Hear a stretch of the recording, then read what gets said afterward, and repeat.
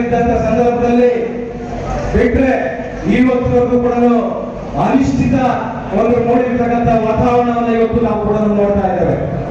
ಆದ್ರೆ ಇಂಥ ಸಂದರ್ಭದಲ್ಲಿ ಸನ್ಮಾನ್ಯ ದೇವೇಗೌಡರು 89 ವರ್ಷಗಳು ಕಳೆದರೂ ಕೂಡ ಆದ್ರೆ ಅವರಿಗೆ ಈ ರಾಜ್ಯದ ರೈತರ ಪರವಾಗಿರ್ತಕ್ಕಂಥ ಒಂದು ಕಳಕಳಿ ಇವತ್ತು ನಾವೆಲ್ಲರೂ ಕೂಡ ಮೆಚ್ಚಲೇಬೇಕು, ನಾವು ಒಪ್ಪಲೇಬೇಕು. ಇವತ್ತು ಕುಮಾರಸ್ವಾಮಿ ಅವರ ಜೊತೆಯಲ್ಲಿ ಅವರು ಚರ್ಚೆ ಮಾಡಿ ನಾನು ಬದುಕಿರುವ ಹಾಗೆ ಈ ಕರ್ನಾಟಕ ರಾಜ್ಯದಲ್ಲಿ ಇರ್ತಕ್ಕಂಥ ಪ್ರಮುಖ ನೀರಾವರಿ ಯೋಜನೆಗಳು ನದಿಗಳು ಏನು ಹುಟ್ಟಿ ಹರಿತಾ ಇದ್ದಾವೆ.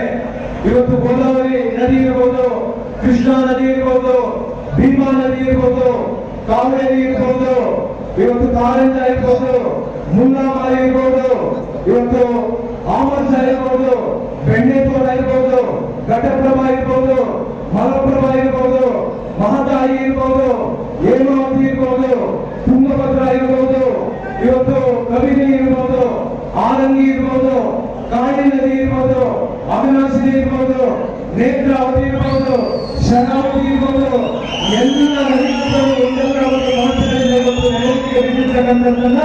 ಇವತ್ತು ಈ ರಾಜ್ಯದಲ್ಲಿ ನಾವು ನೋಡ್ತಾ ಇದ್ದೇವೆ.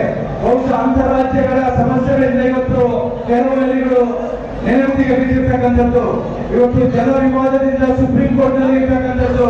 ಈ ರೀತಿಯಾದ ರಾಜ್ಯ ಸರ್ಕಾರಗಳ ಧೋರಣೆ, ಕೇಂದ್ರ ಸರ್ಕಾರಗಳ ಧೋರಣೆ ಇವತ್ತು ಬೇರೆ ಬೇರೆ ರೀತಿಯಾದಂತಹ ಸಮಸ್ಯೆಗಳಿಂದ ನೆನಪಿಗೆ ಬಿದ್ದಿರ್ತಕ್ಕಂಥ ಇವತ್ತು ನದಿಗಳ ಇಂಥ ಒಂದು ಕಣ್ಣಾರೆ ಕಂಡದೆ ಇವತ್ತು ನೋಡಕ್ಕಾಗದೆ ಇವತ್ತು ರಾಜ್ಯದಲ್ಲಿ ಏನಾದರೂ ಒಂದು ಮಾಡಲೇಬೇಕು ಅನ್ನುವಂತ ಒಂದು ಸಂಕಲ್ಪವನ್ನು ಮಾಡಿ ಸನ್ಮಾನ್ಯ ಎಚ್ ಡಿ ದೇವೇಗೌಡರು, ಸನ್ಮಾನ್ಯ ಕುಮಾರಸ್ವಾಮಿ ಅವರಿಗೆ ರಾಜ್ಯಕ್ಕೆ ಏನಾದರೂ ಒಂದು ನ್ಯಾಯ ಕೊಡಿಸಲೇಬೇಕು ಅಂತ ಹೇಳಿ ಇವತ್ತು ಒಂದು ರೈತರ ಜಮೀನುಗಳಿಗೆ ಇವತ್ತು ನೀರು ಉಳಿಸುವಂತದ್ದಿರ್ಬೋದು, ಆದ್ರೆ ಕುಡಿಯುವ ನೀರು ಇರ್ಬೋದು, ಇದಕ್ಕೆ ಒಂದು ಕಾಯಕಲ್ಪವನ್ನು ಕೊಡಬೇಕು ಅಂತ ಹೇಳಿ ಇವತ್ತು ಒಂದು ಸಂಕಲ್ಪವನ್ನು ಮಾಡಿ ಇವತ್ತು ನಿಮ್ಮ ಮುಂದೆ ಇವತ್ತು ನಾವು ಬಂದಿದ್ದೇವೆ. ಬಹುಶಃ ಇವತ್ತು ಕರ್ನಾಟಕ ರಾಜ್ಯದಲ್ಲಿ ಇವತ್ತು ದೇವೇಗೌಡರು ಇವತ್ತು ಯಾಕೆಂದ್ರೆ ನಾನು ಯಾಕೆ ಮಾತನ್ನ ಹೇಳ್ತೀನಿ ಅಂತ ಹೇಳಿದ್ರೆ, ಕಳೆದ ತಿಂಗಳು ಅಧಿವೇಶನ ನಡೆಯಿತು. ಅಧಿವೇಶನ ನಡೆಯುವಂತ ಸಂದರ್ಭದಲ್ಲಿ ಇವತ್ತು ಆಡಳಿತ ಪಕ್ಷದಲ್ಲಿರ್ತಕ್ಕಂಥ ಜಲಸಂಪನ್ಮೂಲ ಸಚಿವರು ಒಂದು ಮಾತನ್ನ ಹೇಳಿದ್ರು, ಅವ್ರ ಎತ್ತು ಒಂದು ಮಾತನ್ನ ಹೇಳಿದ್ರು. ಆದ್ರೆ ಕೆಲವರಿಗೆ ಅಲ್ಲಿ ತಡ್ಕೊಳಕ್ ಆಗ್ಲಿಲ್ಲ. ಅವ್ರು ಏನ್ ಹೇಳಿದ್ರು ಅಂತ ಹೇಳಿದ್ರೆ, ಈ ರಾಜ್ಯದಲ್ಲಿ ಸನ್ಮಾನ್ಯ ದೇವೇಗೌಡರು ನೀರಾವರಿ ಯೋಜನೆಗಳಿಗೆ ಹೆಚ್ಚು ಅನುದಾನ ಕೊಟ್ಟಿರ್ತಕ್ಕಂಥವ್ರು ಯಾರಾದ್ರೂ ಇದ್ರೆ ಅದು ಸನ್ಮಾನ್ಯ ದೇವೇಗೌಡರು ಅನ್ನುವಂತ ಮಾತನ್ನ ಜಲಸಂಪನ್ಮೂಲ ಸಚಿವರು ಓಪನ್ ಅಸೆಂಬ್ಲಿಯಲ್ಲಿ ಹೇಳಿರ್ತಕ್ಕಂಥ ಮಾತು ಕಳೆದ ತಿಂಗಳಲ್ಲಿ ನಡೆದಿರ್ತಕ್ಕಂಥದ್ದು. ಹಾಗಾಗಿ ಇವತ್ತು ಅಂತ ಜನತಾ ಸರ್ಕಾರಗಳಲ್ಲಿ ಬಿಟ್ಟರೆ ಬಹುಶಃ ಇವತ್ತು ಕೊಡಲು ಯಾವುದೇ ಸರ್ಕಾರ ಕೊಡಲು ಅವರ ರಾಜಕೀಯ ಲಾಭಕ್ಕಾಗಿ ಬೇರೆ ಯಾವುದೋ ಒಂದು ಕ್ಷೇತ್ರದಲ್ಲಿ, ಬೇರೆ ಯಾವುದೋ ಒಂದು ರಾಜ್ಯದಲ್ಲಿ ಸಮಸ್ಯೆಗಳಿದ್ದಾಗ ಅವ್ರ ಕೇಂದ್ರದಲ್ಲಿ ತೊಂದರೆ ಆಗುತ್ತೆ, ಅದು ನಮಗ್ ತೊಂದರೆ ಆಗುತ್ತೆ. ಇವತ್ತು ಗೋವಾ ಇರ್ಬೋದು, ತಮಿಳುನಾಡು ಇರ್ಬೋದು, ಮೇಕೆದಾಟು ವಿಚಾರದಲ್ಲಿ ಅದಕ್ಕೆ ಕೇಂದ್ರ ಸರ್ಕಾರದಲ್ಲಿ ಅವರು ಸರ್ಕಾರ ನಡೆಸಬೇಕಾದ್ರೆ ಬಹುಶಃ ಇಂಥವೆಲ್ಲವೂ ಕೂಡ ಅಡ್ಡ ಬಂದು ಇವತ್ತು ಎಲ್ಲವೂ ಕೂಡ ನೆನಪಿಗೆ ಬೀಳ್ತಕ್ಕಂಥ ಕೆಲಸಗಳನ್ನ ಇವತ್ತು ನಾವು ಮಾಡ್ತಾ ಇದ್ದೇವೆ. ಆದ್ರೆ ಈ ಸರ್ಕಾರಗಳು ಮಾಡ್ತಾ ಇದೆ, ಬಹುಶಃ ಅದಕ್ಕೆ ಒಂದು ಸಂಕಲ್ಪವನ್ನು ಮಾಡಿದ್ದೇವೆ. ಈ ಎಲ್ಲ ನದಿಗಳ ಯೋಜನೆಗಳು ಇವತ್ತು ಪೂರ್ಣಗೊಳಿಸಬೇಕು, ಹೊಸ ಅಣೆಕಟ್ಟೆಗಳನ್ನು ನಿರ್ಮಾಣ ಮಾಡಬೇಕು, ಕಾಲುವೆಗಳನ್ನು ದುರಸ್ತಿ ಮಾಡಬೇಕು, ಪುನಶ್ಚೇತನ ಮಾಡಬೇಕು. ಈ ರಾಜ್ಯದ ಜನರ ರೈತರಿಗೆ ಇವತ್ತು ಜಮೀನುಗಳಿಗೆ ನೀರು ಉಳಿಸುವಂತ ಕೆಲಸವನ್ನು ಮಾಡಬೇಕು, ಶುದ್ಧ ಕುಡಿಯುವ ನೀರನ್ನು ಕೊಡಬೇಕು ಅಂತ ಹೇಳಿದ್ರೆ ಇವತ್ತು ಏಕಪಕ್ಷ ಒಂದು ಸ್ವಂತ ಬಲದಿಂದ ನಾವು ಬರಬೇಕು ಅಂತ ಹೇಳಿ ಇವತ್ತು ಜನರ ಮುಂದೆ ಹೋಗಿ ಮತಭಿಕ್ಷೆಯನ್ನ ಕೇಳಿ ಒಂದು ಪೂರ್ಣ ಬಹುಮತ ಸರ್ಕಾರ ಇರ್ತಕ್ಕಂಥ ಬರಬೇಕು ಅಂತ ಹೇಳಿ ಒಂದು ದೃಢ ಸಂಕಲ್ಪವನ್ನು ಮಾಡಿ ಇವತ್ತು ನಮ್ಮ ಯಾತ್ರೆ ಇವತ್ತು ಪ್ರಾರಂಭ ಆಗಿದೆ. ಕರ್ನಾಟಕ ರಾಜ್ಯದಲ್ಲಿ 15 ಜಿಲ್ಲೆಗಳಲ್ಲಿ 16ನೇ ತಾರೀಕು ಪ್ರಾರಂಭ ಆಗಿದೆ. ಎಲ್ಲ ಕಡೆ ಕೂಡ ಇದು ಯಶಸ್ಸಾಗ್ತಾ ಇದೆ. ಇವತ್ತು ಜನರು ಕೂಡ ಒಂದು ತೀರ್ಮಾನವನ್ನು ಮಾಡಿದ್ದಾರೆ. ಬಹುಶಃ ಕರ್ನಾಟಕ ರಾಜ್ಯದಲ್ಲಿ 2023ರಲ್ಲಿ ನಡೆಯುವಂತಹ ಕರ್ನಾಟಕ ವಿಧಾನಸಭಾ ಚುನಾವಣೆಯಲ್ಲಿ ಜಾತ್ಯತೀತ ಜನತಾದಳ ಸರ್ಕಾರ ಬರಬೇಕು ಅನ್ನುವಂತ ಒಂದು ಸಂಕಲ್ಪವನ್ನ ಜನರು ಕೂಡ ಮಾಡಿದ್ದಾರೆ. ಬಹುಶಃ ಇಬ್ರಾಹಿಂ ಸಾಹೇಬ್ ಇವತ್ತು ರಾಜ್ಯಾಧ್ಯಕ್ಷರಾಗಿರೋದ್ರಿಂದ ಇವತ್ತು ನಿನ್ನೆ ನನಗೆ ಚಿಕ್ಕಬಳ್ಳಾಪುರ ಪ್ರವಾಸ ಸಂದರ್ಭದಲ್ಲಿ ಒಂದು ಮಾತನ್ನ ಹೇಳ್ತಾ ಇದ್ರು. ಇವತ್ತು ಕುಮಾರಸ್ವಾಮಿ ಅವರೇ ಇವತ್ತು ಬಿಡದಿಯಲ್ಲಿ ಕಾರ್ಯಾಗಾರ ಮಾಡಿ ಮಿಷನ್ 1, 2, 3 ಅನ್ನುವಂತ ಏನೊಂದು 123 ಸ್ಥಾನಗಳು ಬರಬೇಕು ಅನ್ನುವಂತ ಒಂದು ಸಂಕಲ್ಪವನ್ನು ಮಾಡಿ ನಮ್ಮನ್ನೆಲ್ಲರನ್ನ ಎಲ್ಲ ಕ್ಷೇತ್ರಗಳಲ್ಲಿ ಬಿಟ್ಟಿದ್ದಾರೆ. ಆ ಒಂದು ಸಂಕಲ್ಪವನ್ನು ಯಶಸ್ವಿಯನ್ನ ಮಾಡುವವರೆಗೂ ಕೂಡ ನಾನು ಬಿಡೋದಿಲ್ಲ ಅನ್ನುವಂತ ಮಾತನ್ನ ಇಬ್ರಾಹಿಂ ಸಾಹೇಬ್ ಅವರು ಹೇಳ್ತಾ ಇದ್ದಾರೆ. ನನಗೆ ಸಂತೋಷ ಆಯ್ತು ಅಂತ ಹೇಳಿದ್ರೆ, ಯಾಕಂದ್ರೆ ಚುನಾವಣೆಯಲ್ಲಿ ಮೈನಾರಿಟೀಸ್ ನಮಗೆ ಹೆಚ್ಚು ಗಮನ ಕೊಟ್ಟಿಲ್ಲ. ಬಹುಶಃ 25 ಸ್ಥಾನಗಳನ್ನ ಕಳ್ಕೊಂಡಿದ್ದೇವೆ. ಇವತ್ತು ನಮಗೆ ನಮ್ಮ ಪಕ್ಷಕ್ಕೆ ಹೆಚ್ಚು ಶಕ್ತಿ ಬಂದಿದೆ, ಆನೆ ಬಲ ಬಂದಂತಾಗಿದೆ. ಇವತ್ತು ಆ ಕಳೆದಿರ್ತಕ್ಕಂಥ ಸ್ಥಾನಗಳು ಕೂಡ, ಯಾಕಂದ್ರೆ ನಮ್ಮ ಈ ಚಿನ್ನಘಟ್ಟ ವಿಧಾನಸಭಾ ಕ್ಷೇತ್ರದಲ್ಲಿ ಕೂಡ ನಾನು ಇಬ್ಬರಿಂದ ಹೇಳ್ತಾ ಇದ್ದೆ, ಇವತ್ತು ನಮ್ಮ ರವಿಕುಮಾರ್ ಅವರು ಬಹಳ ಅಲ್ಪ ಮತಗಳಿಂದ ಸೋತಿರ್ತಕ್ಕಂಥದ್ದು.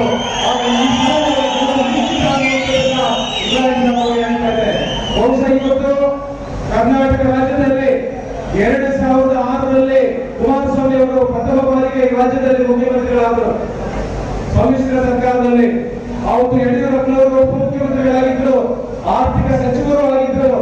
ಕುಮಾರಸ್ವಾಮಿ ಅವರು ಈ ರಾಜ್ಯದ ರೈತರ ಹಿತದೃಷ್ಟಿಯಿಂದ ರೈತರ ಬಗ್ಗೆ ಕಳಕಳಿ ಇಟ್ಕೊಂಡು ಈ ರಾಜ್ಯದಲ್ಲಿ ರೈತರ ಸಾಲ ಮನ್ನಾ ಮಾಡಬೇಕು ಅಂತ ಹೇಳಿದ್ರೆ ಅವರು ಕುಮಾರಸ್ವಾಮಿ ಅವರು ಹೇಳ್ತಾರೆ, ನೋಟ್ ಪ್ರಿಂಟ್ ಮಾಡುವ ಮಿಷಿನ್ ನನ್ನ ಹತ್ರ ಇಲ್ಲ ಅಂತ ಹೇಳ್ತಾರೆ. ಆದ್ರೂ ಕೂಡ ಆ ಮಾತುಗಳನ್ನ ತಿರಸ್ಕಾರ ಮಾಡಿ ಕುಮಾರಸ್ವಾಮಿ ಅವರು 2,500 ಕೋಟಿ ರೈತರ ಸಾಲ ಮನ್ನಾ ಮಾಡಿರ್ತಕ್ಕಂಥ ಕೀರ್ತಿ ಅಂತ ಬಿಟ್ಟರೆ ಕುಮಾರಸ್ವಾಮಿ ಅವರಿಗೆ ಅನಂತರ ಬೇರೆ ಬೇರೆ ಕಾರಣದಿಂದ ನಾವು ಅಧಿಕಾರಕ್ಕೆ ಬರಕ್ಕಾಗಲಿಲ್ಲ. 2018ರಲ್ಲಿ ನಡೆದಂತ ಕರ್ನಾಟಕ ವಿಧಾನಸಭಾ ಚುನಾವಣೆಯಲ್ಲಿ ಆವತ್ತಿನ ಸಂದರ್ಭದಲ್ಲಿ ಯಾವುದೇ ಪಕ್ಷಕ್ಕೆ ಬಹುಮತ ಬಂದಿರಲಿಲ್ಲ. ನಾವು ಇವರು ಬಹುಮತಗಳನ್ನ ದೂರ ಇಡಬೇಕು ಅನ್ನುವಂತ ಒಂದೇ ಒಂದು ಕಾರಣದಿಂದ ಜಾತ್ಯತೀತ ಒಂದು ತತ್ವ ಸಿದ್ಧಾಂತ ಆದರ್ಶಗಳನ್ನ ಇಟ್ಕೊಂಡಿರ್ತಕ್ಕಂಥ ಕಾಂಗ್ರೆಸ್ ಪಕ್ಷದ ವರಿಷ್ಠರು ಸನ್ಮಾನ್ಯ ದೇವೇಗೌಡರ ಮನೆಗೆ ಬಂದು, ಇಲ್ಲ ನಾವು ಬಿಜೆಪಿ ಅಧಿಕಾರ ಕೊಡಬಾರ್ದು, ನಾವು ಮಾಡೋಣ, ನೀವೇ ಮುಖ್ಯಮಂತ್ರಿ ಆಗಿ ಅಂತ ಹೇಳಿ ಅವತ್ತು ಇವರನ್ನ ಮನವೊಲಿಸಿ ಅವತ್ತು ಅಧಿಕಾರವನ್ನು ಕೊಟ್ಟರು. ಕುಮಾರಸ್ವಾಮಿ ಅವರು ಈ ದೇಶದಲ್ಲಿ ಆಡಳಿತ ಮಾಡ್ತಾ ಇರತಕ್ಕಂಥ ಬಿಜೆಪಿ ಸರ್ಕಾರ ಇರ್ಬೋದು, ಕೇಂದ್ರದಲ್ಲಿ ಇವತ್ತು ಬಿಜೆಪಿ ಸರ್ಕಾರ, ರಾಜ್ಯದಲ್ಲಿ ಬಿಜೆಪಿ ಸರ್ಕಾರ, ಇವತ್ತು ಬೇರೆ ಬೇರೆ ರಾಜ್ಯಗಳಲ್ಲಿ ಇವತ್ತು ಸರ್ಕಾರಗಳನ್ನು ನಡೆಸ್ತಾ ಇರ್ತಕ್ಕಂಥ ಮುಖ್ಯಮಂತ್ರಿಗಳು ಕೂಡ ಇಂಥ ಒಂದು ನಿಲುವು ತಗೊಂಡಿಲ್ಲ. ಕುಮಾರಸ್ವಾಮಿ ಅವರು ಕೇವಲ 14 ತಿಂಗಳಲ್ಲಿ ಈ ರಾಜ್ಯದಲ್ಲಿರ್ತಕ್ಕಂಥ ರೈತರ ಸಾಲ ಮನ್ನಾ ಮಾಡಲೇಬೇಕು ಅಂತ ಹೇಳಿ, ಯಾಕಂದ್ರೆ ಪ್ರಣಾಳಿಕೆಯಲ್ಲಿ ನಾವು ಹೇಳಿದ್ವಿ ಪೂರ್ಣ ಬಹುಮತ ಸರ್ಕಾರ ಬಂದ್ರೆ ಮಾತ್ರ ಮಾಡೋದು ಅಂತ ಹೇಳಿ. ಆದ್ರೂ ಪೂರ್ಣ ಬಹುಮತ ಸರ್ಕಾರ ಬಂದಿಲ್ಲ. ಆದ್ರೂ ಕೂಡ ಆ ಜನರಿಗೆ ಕೊಟ್ಟಿರ್ತಕ್ಕಂಥ ಮಾತು ಉಳಿಸಬೇಕು ಅಂತ ಹೇಳಿ 25,000 ಕೋಟಿ ರೈತರ ಸಾಲ ಮನ್ನಾ ಮಾಡಿರ್ತಕ್ಕಂಥ ಯಾವ್ದಾದ್ರು ಮುಖ್ಯಮಂತ್ರಿ ಇದ್ರೆ ಅದು ಕುಮಾರಸ್ವಾಮಿ ಅವರು ಅನ್ನೋದನ್ನ ಈ ಸಂದರ್ಭದಲ್ಲಿ ಅಂತರ ಮುಂದಿನ ಉಳಿದಿದ್ದು ಈ ರಾಜ್ಯದಲ್ಲಿ ಮಹಿಳಾ ಸಂಘಗಳು ಮಾಡಿರ್ತಕ್ಕಂಥ ಸಾಲ ಮನ್ನಾ ಮಾಡಬೇಕು ಅನ್ನುವಂತ ತೀರ್ಮಾನವನ್ನು ಮಾಡಿದ್ರು. ಬಹುಶಃ ಕಾಂಗ್ರೆಸ್ ನಲ್ಲಿರ್ತಕ್ಕಂಥ ನಾಯಕರು ಅವರು ಯೋಚನೆ ಮಾಡಿದ್ರು, ರೈತರ 25,000 ಕೋಟಿ ಸಾಲ ಮನ್ನಾ ಮಾಡಿದ್ದಾರೆ, ಇನ್ನು ಮುಂದೆ ಹೋಗಿ ಮಹಿಳಾ ಸಂಘಗಳ ಏನಾದ್ರು ಸಾಲ ಮನ್ನಾ ಮಾಡಿದ್ರೆ ನಮಗೆ ಉಳಿಗಾಲ ಇಲ್ಲ ಅಂತ ಹೇಳಿ ಅವತ್ತು ಕಾಂಗ್ರೆಸ್ ಸಮ್ಮಿಶ್ರ ಸರ್ಕಾರವನ್ನ ಕೆಡಬಿಟ್ರು. ಇವತ್ತು ಯಾವ ಬೆಂಬಲದಿಂದ ಯಾರು ಕಳಿಸಿದ್ರು, ಎಲ್ಲಿ ಕಳಿಸಿದ್ರು ಎಲ್ಲ ಕೂಡ ಪ್ರತಿಯೊಬ್ಬ ಸಾಮಾನ್ಯ ಕಾರ್ಯಕರ್ತರಿಗೂ ಗೊತ್ತಿದೆ. ಆದ್ರೆ ಇವತ್ತು ಯಾವ ರೀತಿ ಇದೆ ಪರಿಸ್ಥಿತಿ, ಇವತ್ತು ಏನಾಗ್ತಾ ಇದೆ ತಾವೆಲ್ಲರೂ ಕೂಡ ಇವತ್ತು ಯೋಚನೆ ಮಾಡಬೇಕು.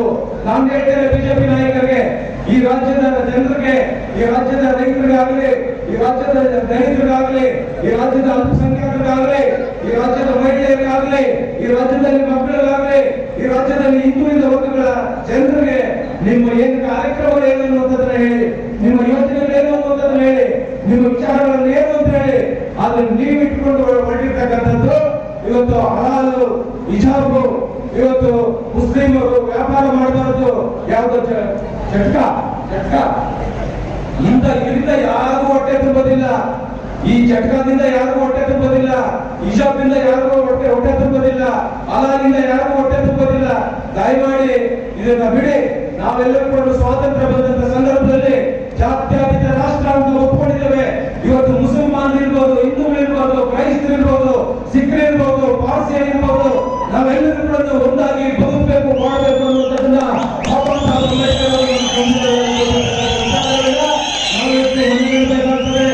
ಇವತ್ತು ಇಂಥ ಸರ್ಕಾರವಿದ್ರೆ ನಾವು ಹಳ್ಳಿಗಳಲ್ಲಿ ಯಾರು ಕೂಡ ನೆಮ್ಮದಿಯಾಗಿ ಒಳ್ಳೆ ಬದುಕನ್ನ ಕಟ್ಟಲಿಕ್ಕೆ ಆಗೋದಿಲ್ಲ, ಒಳ್ಳೆ ಜೀವನವನ್ನ, ಒಂದು ಗುಣಮಟ್ಟವಾದಂತಹ ಒಂದು ಜೀವನವನ್ನ ಕಟ್ಟಲಿಕ್ಕೆ ಸಾಧ್ಯ ಆಗೋದಿಲ್ಲ. ಹಾಗಾಗಿ 23ರಲ್ಲಿ ನಡೆಯುವಂತ ಚುನಾವಣೆಯಲ್ಲಿ ಇಂಥ ಸರ್ಕಾರಗಳನ್ನ ಕಿತ್ತೋಗಬೇಕು. ಇವತ್ತು ರೈತರ ಪರವಾಗಿರ್ತಕ್ಕಂಥ ನಾಯಕರು ಸನ್ಮಾನ್ಯ ದೇವೇಗೌಡರು, ಕುಮಾರಸ್ವಾಮಿ ಅವರು ಇಂಥ ಒಂದು ಸರ್ಕಾರಗಳನ್ನ ತರಬೇಕು. ಜನರ ನೆಮ್ಮದಿಗೆ ಒಂದು ಬದುಕನ್ನು ಕಲ್ಪಿಸುವಂತ ಒಂದು ಕಾಯಕಲ್ಪವನ್ನ ಈ ಸಂದರ್ಭದಲ್ಲಿ ಇದೇ ಸಭಾಂಗಣದಲ್ಲಿ ನಾವೆಲ್ಲರೂ ಕೂಡ ಇವತ್ತು ಸಂಕಲ್ಪ ಮಾಡಬೇಕು ಅಂತ ಹೇಳಿ ಇವತ್ತು ನಾನೆಲ್ಲರೂ ಕೂಡ ಕೈ ಮುಗಿದು ವಿನಂತಿಯನ್ನು ಮಾಡ್ತೇನೆ. ಜೊತೆಗೆ ಬಾಬಾ ಸಾಹೇಬ್ ಅಂಬೇಡ್ಕರ್ ಒಂದು ಮಾತನ್ನ ಹೇಳ್ತಾರೆ, ಸಂವಿಧಾನ ರಚನೆ ಆದ್ಮೇಲೆ ಯಾವ ಒಂದು ಮಾತನ್ನ ಹೇಳ್ತಾರೆ ಅಂತ ಹೇಳಿದ್ರೆ, ಬಾಬಾ ಸಾಹೇಬ್ ಅಂಬೇಡ್ಕರ್ ಅವರು ಸಂವಿಧಾನದ ರಚನೆ ಆದ್ಮೇಲೆ ಒಂದು ಟಿಪ್ಸ್ ಕೊಟ್ಟಿದ್ದಾರೆ ಈ ದೇಶದ ಜನರಿಗೆ. ನಾನು ಮುಖ್ಯ ಅಲ್ಲ, ನನ್ನ ಕುಟುಂಬ ಮುಖ್ಯ ಅಲ್ಲ, ನನ್ನ ಪಕ್ಷ ಮುಖ್ಯ ಅಲ್ಲ, ನನ್ನ ಜಾತಿ ಮುಖ್ಯ ಅಲ್ಲ, ನನ್ನ ಧರ್ಮ ಮುಖ್ಯ ಅಲ್ಲ, ನನಗೆ ದೇಶ ಮುಖ್ಯ ಅನ್ನುವಂಥದ್ದನ್ನ ಬಾಬಾ ಸಾಹೇಬ್ ಅಂಬೇಡ್ಕರ್ ಅವರು ಹೇಳ್ತಾರೆ. ಆದ್ರೆ ಇವತ್ತು ಆಡಳಿತ ನಾನು ಮುಖ್ಯ, ನನ್ನ ಪಕ್ಷ ಮುಖ್ಯ, ನನ್ನ ಜಾತಿ ಮುಖ್ಯ, ನನ್ನ ಧರ್ಮ ಮುಖ್ಯ ಅನ್ನುವಂತ ರೀತಿಯಲ್ಲಿ ಅಂತ ಒಂದು ನಿಲುವುಗಳನ್ನ ಇಟ್ಕೊಂಡು ಇವತ್ತು ಈ ಭಾರತೀಯ ಜನತಾ ಪಕ್ಷ ಹೊರಟಿರ್ತಕ್ಕಂಥದ್ದು ನೋಡಿದ್ರೆ ಯಾರು ಕೂಡ ಉಳಿಗಾಲ ಇಲ್ಲ. ಇವತ್ತು ಸಾಲ ಮಾಡಿ ಇವತ್ತು ಬಹುಶಃ ನೀವೆಲ್ಲರೂ ಕೂಡ ತಿಳ್ಕೊಳ್ಬೇಕು, ಈ ರಾಜ್ಯದಲ್ಲಿ ಇರ್ತಕ್ಕಂಥ ಸಾಲ 5,18,000 ಕೋಟಿ. ಇಂತಹ ಸರ್ಕಾರಗಳನ್ನೇನಾದ್ರೂ ಬಿಟ್ಟರೆ ಕರ್ನಾಟಕ ರಾಜ್ಯವನ್ನು ಅಡಿವಾಳಬೇಕು ಅನ್ನುವಂಥ ಪರಿಸ್ಥಿತಿ ಎದುರಾಗುತ್ತೆ. ದಯಮಾಡಿ ಈ ಸಭಾಂಗಣದಲ್ಲಿ ನೀವೆಲ್ಲರೂ ಪ್ರತಿ ಸಂಕಲ್ಪ ಮಾಡಬೇಕು, ಇಂತಹ ಸರ್ಕಾರಗಳನ್ನ ಕಿತ್ತೊಗಿಬೇಕು. ಇವತ್ತು ರೈತರ ಪರವಾಗಿರ್ತಕ್ಕಂಥ ಒಂದು ಜನನಾಯಕರು ಇರ್ತಕ್ಕಂಥ ಸನ್ಮಾನ್ಯ ದೇವೇಗೌಡರು, ಸನ್ಮಾನ್ಯ ಕುಮಾರಸ್ವಾಮಿ ಅವರು ಒಳ್ಳೆ ನಾಯಕತ್ವ ಇರ್ತಕ್ಕಂಥವರು, 60 ವರ್ಷ ರಾಜಕೀಯ ಅನುಭವ ಇರ್ತಕ್ಕಂಥ ದೇವೇಗೌಡರು, ಇಂಥವರ ಜೊತೆಯಲ್ಲಿ ನಾವೆಲ್ಲರೂ ಕೂಡ ಇವತ್ತು ಸಂಕಲ್ಪ ಮಾಡಿ ಈ ಸರ್ಕಾರಗಳನ್ನ ಕಿತ್ತೊಗೆದು ನಾವೊಂದು ಪೂರ್ಣ ಬಹುಮತ ಸರ್ಕಾರವನ್ನು ತರಬೇಕು. ಈ ರಾಜ್ಯದಲ್ಲಿ ಜನರಿಗೆ ಒಳ್ಳೇದು ಮಾಡುವಂತ ಆಡಳಿತವನ್ನು ನೀಡಬೇಕು ಅಂತ ಹೇಳಿದ್ರೆ ಕುಮಾರಸ್ವಾಮಿ ಅವರು ಮುಖ್ಯಮಂತ್ರಿಗಳಾಗಬೇಕು. ಆ ಸಂಕಲ್ಪವನ್ನ ನಾವು ಮಾಡಬೇಕು ಅಂತ ಹೇಳಿದ್ರೆ ಇವತ್ತು ಪ್ರತಿಯೊಂದು ವಿಧಾನಸಭಾ ಕ್ಷೇತ್ರದಲ್ಲಿ ಬಂದು ಜೆಡಿಎಸ್ಗೆ ನಾವು ಹಳ್ಳಿಗೂ ಹೋಗೋಣ, ಮತಭಿಕ್ಷೆಯನ್ನ ಕೇಳೋಣ. ಈ ಕ್ಷೇತ್ರದಲ್ಲಿ ಕೂಡ ಅಲ್ಪ ಮತಗಳಿಂದ ಸೋತಿರ್ತಕ್ಕಂಥ ನನ್ನ ಗೆಳೆಯರಾದಂತ ನವೀನ್ ಕುಮಾರ್ ಅವರನ್ನ